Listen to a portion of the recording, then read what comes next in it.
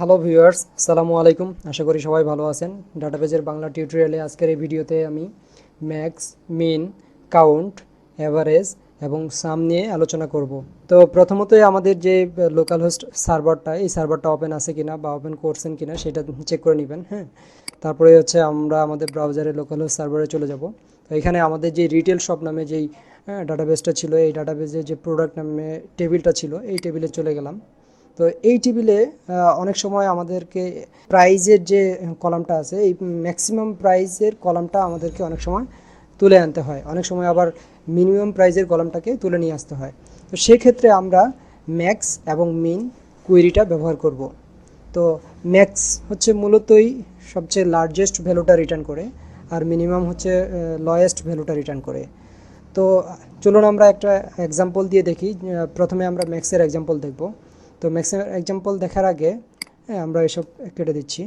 তো প্রথমতই কোয়েরি লিখব যে সিলেক্ট ম্যাক্স। হ্যাঁ, আমরা কোন রোটাকে ম্যাক্স করব, সেটা হচ্ছে প্রাইস রোটাকে ম্যাক্স করব এবং ফ্রম প্রোডাক্ট টেবিল থেকে। তো আমরা যদি কোয়েরিটা এক্সিকিউট করি, দেখেন সবচেয়ে লার্জেস্ট যে প্রাইসটা সেটা হচ্ছে 420। হ্যাঁ, এইটাই কিন্তু আসে।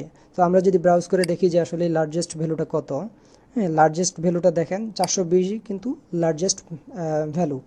তো এখন যদি আমরা হায়ার কন্ডিশন দিয়ে আরেকটা কোয়েরি করি, যে যে আমাদের ফুড ক্যাটাগরি যে আছে, ফুড ক্যাটাগরির যে চারটা প্রোডাক্ট আছে, এই চারটা প্রোডাক্টের মধ্যে সবচেয়ে লার্জেস্ট ভ্যালু হচ্ছে 130। তো এইটা যদি আমরা কোয়েরি করে দেখতে চাই, তো আমরা আবারও এসকিউএলে চলে যাব। হ্যাঁ, এবং এই জায়গায় কোয়েরি করব সিলেক্ট ম্যাক্স। হ্যাঁ, আমরা প্রাইসটাকে ম্যাক্স করব ফ্রম প্রোডাক্ট টেবিল। হ্যাঁ, হোয়ার আমাদের ক্যাটাগরি ইকুয়াল ফুড। এই কোয়েরিটা যদি আমরা এখন এক্সিকিউট করি, তাহলে আমাদের 130 যেই ম্যাক্সিমাম প্রাইসটা ফুড ক্যাটাগরির আন্ডারে, সেটাই কিন্তু রিটার্ন করছে। তো এটা গেল হচ্ছে ম্যাক্সিমাম। তো মিনিমামের ক্ষেত্রে যদি আমরা এখন দেখতে চাই, যে মিনিমামের ক্ষেত্রে দেখেন, আমরা প্রথমে ব্রাউজ করে দেখে আসি যে প্রাইসের সবচেয়ে মিনিমাম ভ্যালুটা হচ্ছে 10। হ্যাঁ, তো এইটা যদি আমরা এখন ক্যালকুলেট করে দেখতে চাই, যে কুইরি করে দেখতে চাই, সিলেক্ট মিনিমামের ক্ষেত্রে মিন লিখব, ম্যাক্সিমামের ক্ষেত্রে ম্যাক্স লিখব। তো আমরা প্রাইসটাকে মিন করব। হ্যাঁ, তো আমরা হচ্ছে হায়ার কন্ডিশন দিব না, হায়ার কন্ডিশন দিয়ে কুইরি, যেহেতু আমি একটা এক্সাম্পল দেখাইছি। তো এখন এই কুইরিটা যদি আমরা এক্সিকিউট করি, দেখবেন যে এই যে সবচেয়ে মিনিমাম যে ভ্যালুটা, সেই ভ্যালুটার প্রাইসটা নিয়ে চলে আসছে। তো এখানে আমরা যে সবচেয়ে মিনিমাম যে ভ্যালুটা বের করলাম, এটাই কিন্তু ফার্স্ট মিনিমাম বের করলাম। তো অনেক সময় আমাদেরকে সেকেন্ড মিনিমাম বের করতে হতে পারে। তো সেকেন্ড মিনিমাম বের করার ক্ষেত্রে দেখে আসি যে আমাদের প্রোডাক্ট টেবিলে সেকেন্ড মিনিমাম কোনটা আছে। তো আমরা যদি দেখি যে এখানে 40 হচ্ছে সেকেন্ড মিনিমাম। তো অনেক সময় সেকেন্ড মিনিমামটা ভ্যালুটা দেখতে হতে পারে, অনেক সময় থার্ড মিনিমাম যেমন এই যে 50 আছে, এরকম ডাটা দেখতে হতে পারে। তো সেই ক্ষেত্রে আমরা কিভাবে কোয়েরি করে দেখতে পারি। তো চলুন আবার এসকিউএলে চলে গেলাম। আমরা হচ্ছে মিন বের করব, যে মিন প্রাইজের মিনিমাম বের করব from product table, where price greater than কেন দিলাম একটু পরে বলতেছি, আমি আগে কোয়েরিটা কমপ্লিট করি। সিলেক্ট মিন, আমরা হচ্ছে প্রাইজের মিন বের করব ফ্রম প্রোডাক্ট টেবিল থেকে। এইখানে আমরা দেখেন যে আমি দুইটা কোয়েরি লিখছি। এই জায়গায় select min from product table, অর্থাৎ প্রোডাক্ট টেবিল থেকে প্রথমেই সবচেয়ে মিনিমাম যে ভ্যালুটা, সেই ভ্যালুটা আমরা বের করে নিয়ে আসি। তো সবচেয়ে মিনিমাম ভ্যালুটা হচ্ছে আমাদের 10।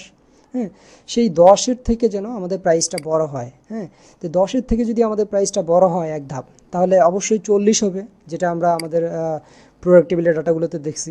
তো এখন যদি আমি কোয়েরিটা এক্সিকিউট করি, তাহলে কিন্তু আমাদের সেকেন্ড মিনিমাম যে ভ্যালুটা, সেই ভ্যালুটাই কিন্তু আমাদের আসবে। সো আমরা কোয়েরিটা এক্সিকিউট করে দেখি। এই যে দেখেন, সেকেন্ড মিনিমাম হচ্ছে আমাদের 40। তো এই জিনিসটাই আসে। এটা হচ্ছে সেকেন্ড মিনিমাম বের করলাম। তো সেকেন্ড ম্যাক্সিমাম বের করার ক্ষেত্রে আমরা কি করতে পারি? হ্যাঁ, আমরা দেখেন এই জায়গায় ম্যাক্স ছিল, সরি এই জায়গায় মিন ছিল, এই জায়গায় হচ্ছে আমরা এখন ম্যাক্স দিয়ে দিলাম। যে মিনের জায়গায় ম্যাক্স দিয়ে দিলাম। এখানে দেখেন কোয়েরিটা কি করতেছি, যে আমরা select max from product table. হ্যাঁ, প্রোডাক্ট টেবিল থেকে সবচেয়ে যে ম্যাক্স যে ভ্যালুটা 420, সেই ভ্যালুটা আমরা প্রথমে বের করে নিয়ে আসতেছি। হ্যাঁ, তারপরে আমরা যে কন্ডিশনটা দিব যে প্রাইজের সাথে এই 420 যে প্রথম ম্যাক্সিমাম ভ্যালুটা বের করে নিয়ে আসছি, এইটার থেকে যেন এক ধাপ ছোট হয়। তো এক ধাপ ছোট হইলে অর্থাৎ সেকেন্ড ম্যাক্সিমামটা বের করে নিয়ে আসতেছি। তো সেকেন্ড ম্যাক্সিমামটা সেক্ষেত্রে আমাদের 280 ছিল মেবি। তো এখন যদি আমরা কোয়েরিটা এক্সিকিউট করি, দেখেন এই যে 280 হচ্ছে আমাদের সেকেন্ড হাইয়েস্ট। আমরা যদি ব্রাউজ করে দেখে আসি, এই যে দেখেন 420 হচ্ছে আমাদের ফার্স্ট ম্যাক্সিমাম, সেকেন্ড ম্যাক্সিমাম হচ্ছে 280। তো সেক্ষেত্রে এইভাবে আমরা সেকেন্ড ম্যাক্সিমাম বা সেকেন্ড মিনিমাম বের করে নিয়ে আসতে পারি। তো আপনারা খেয়াল করছেন কি না, আমরা কুয়েরি করে কিন্তু একটা ফিল্ড অর্থাৎ একটা কলামই ডাটা দেখতে পাচ্ছি। তো অনেক সময় আমাদেরকে তো এরকম কোয়েরি করতেই হতে পারে যে আমাদের যে সর্বনিম্ন যেই প্রাইজের প্রোডাক্ট আছে সেই প্রোডাক্টের পুরো রোটাই আমাদেরকে দেখতে হতে পারে। সেই ক্ষেত্রে আমরা কিভাবে কোয়েরি করব? হ্যাঁ, সেই ক্ষেত্রে কোয়েরি করাটাও আমি দেখাই দিচ্ছি, যে সিলেক্ট স্টার ফ্রম প্রোডাক্ট, অর্থাৎ আমরা প্রোডাক্ট টেবিল থেকে পুরো একটা রো সিলেক্ট করে নিয়ে আসতে চাচ্ছি। হোয়ার প্রাইস ইকুয়াল, এই জায়গায় আমি আবারও একটা কোয়েরি করতেছি যে সিলেক্ট সবচেয়ে মিনিমামটা যদি আমরা বের করে নিয়ে আসি, select minimum price from product table থেকে। হ্যাঁ, সবচেয়ে মিনিমাম যে প্রাইসটা সেই প্রাইসটা হচ্ছে 10। হ্যাঁ, এই 10টা যদি আমাদের প্রাইজের সাথে প্রাইস কলামের সাথে মিলে যায় তাহলে ওই রোটা আমি পুরোটাই দেখতে চাচ্ছি। তো এটা যদি আমি এখন গো দেই, তাহলে দেখেন যে আমাদের সর্বনিম্ন যে প্রাইজের প্রোডাক্ট ছিল, হ্যাঁ, সেই প্রোডাক্টের পুরো রোটাই কিন্তু আমরা তুলে নিয়ে আসতে পারছি। এভাবে আমরা সর্বোচ্চ প্রোডাক্টের কুইরিটাও করতে পারি। সর্বোচ্চটার ক্ষেত্রে জাস্ট এই জায়গায় আমরা হ্যাঁ মিনের জায়গায় আমরা ম্যাক্স দিয়ে দিতে পারি। হ্যাঁ, তো জাস্ট বাকি কুইরি সেম।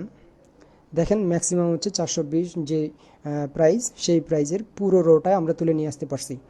তো এই গেল আমাদের ম্যাক্স এবং মিনের এক্সাম্পল। তো এবার আমরা দেখব কাউন্ট। কাউন্ট হচ্ছে মূলত বুঝতেই পারতেছেন যে গণনা করে আমাদেরকে আউটপুট দেবে। কাউন্ট মূলত রিটার্ন করে নাম্বার অফ রোজ, অর্থাৎ এই টেবিলে কতগুলো রো আছে। হ্যাঁ, কতগুলো রো আছে, যেমন আমরা টোটাল রো যদি কাউন্ট করি, হ্যাঁ, তাহলে সেক্ষেত্রে 7টা আসবে।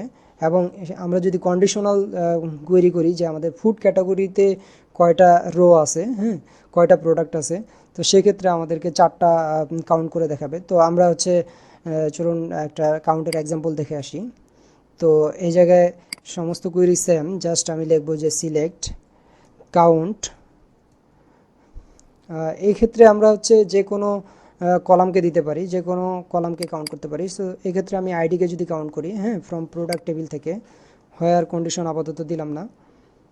তো দেখেন সেক্ষেত্রে কিন্তু আমার টোটাল যে রো আছে 7টা, সেই 7টা রোকেই কিন্তু দেখাচ্ছে। এবার যদি আমরা হচ্ছে ফুড ক্যাটাগরির আন্ডারে কয়টা রো আছে সেই কয়টা রো যদি আমরা কাউন্ট করে দেখাই, হোয়ার ক্যাটাগরি ইকুয়াল ফুড, এখন যদি আমরা কোয়েরিটা এক্সিকিউট করি সেক্ষেত্রে কিন্তু আমাদের 4 আসবে। তো কাউন্টের ভ্যালু 4 আসছে। তো এটা মূলত গেল কাউন্টের এক্সাম্পল। হ্যাঁ, এবার আসি সাম। বুঝতেই পারতেছেন সাম মানে হচ্ছে সামেশন অর্থাৎ যোগফল। হ্যাঁ, এইটা হচ্ছে টোটাল যোগফল বের করে নিয়ে আসবে। এবং এইটা শুধুমাত্র কিন্তু নিউমেরিক ভ্যালুর, নিউমেরিক যে কলামগুলো আছে সেগুলোর জন্য। অর্থাৎ আমরা তো চাইলেই প্রোডাক্ট নেমকে সাম করতে পারি না, প্রোডাক্ট এসএন বা সিরিয়াল নাম্বারকে তো আমরা সাম করে দেখতে পারি না। তো সামেশন মূলত সংখ্যাগুলোর ক্ষেত্রেই হয়। সেক্ষেত্রে আমাদের যে নিউমেরিক কলামগুলো আছে সেগুলোর ক্ষেত্রেই কিন্তু আমরা সামেশন করতে পারবো। তো চলুন সামেশনের এক্সাম্পল দেখে আসি। স্কুলে চলে যাব এবং এই জায়গায় আমরা হচ্ছে লিখব সিলেক্ট সাম। আমরা মূলত যে আমাদের প্রাইস কলামটা আছে সেইটাকে সাম করতে চাচ্ছি। হ্যাঁ, এইটা যদি আমি কন্ডিশন না দিই আপাতত, হায়ার কন্ডিশন, এইবার কোয়েরিটা যদি এক্সিকিউট করি, দেখেন আমাদের যে 7টা রো ছিল সেই 7টা রো এর যতগুলো প্রাইস ছিল সবগুলো যোগফল কিন্তু আমাকে বের করে নিয়ে এসে দিচ্ছে। হ্যাঁ, তো এখন যদি আমি হায়ার কন্ডিশন দিই যে আমার ফুড ক্যাটাগরির আন্ডারে যে 4টা প্রোডাক্ট আছে সেই 4টা প্রোডাক্টের সাম দেখতে চাই, তো সেই ক্ষেত্রে হচ্ছে আমি হায়ার কন্ডিশন দিব যে হায়ার ক্যাটাগরি ফুড। এখন যদি আমি কোয়েরিটা এক্সিকিউট করি তাহলে ফুড ক্যাটাগরির আন্ডারে আমার 4টা রো আছে, তো ওই 4টা রো এর প্রাইসকে যোগ করে আমাকে 250 আউটপুট নিয়ে এনে দিচ্ছে। তো এইটাই মূলত গেল সামের এক্সাম্পল। হ্যাঁ, এবার আসি অ্যাভারেজ।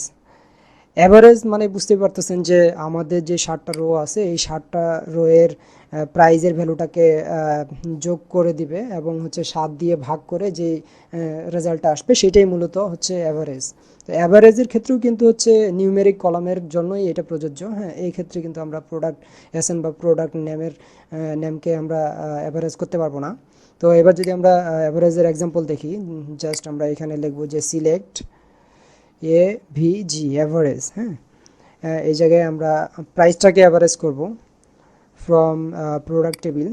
তো আমরা যদি কোয়েরিটা এক্সিকিউট করি, দেখেন ওই যে আমার 60টা রো ছিল, 60টা রো হচ্ছে 990 আমাদের যোগফল ছিল। তো ওই 990কে যদি 7 দিয়ে ভাগ করা হয় তাহলেই হচ্ছে এই অ্যাভারেজটা আসবে।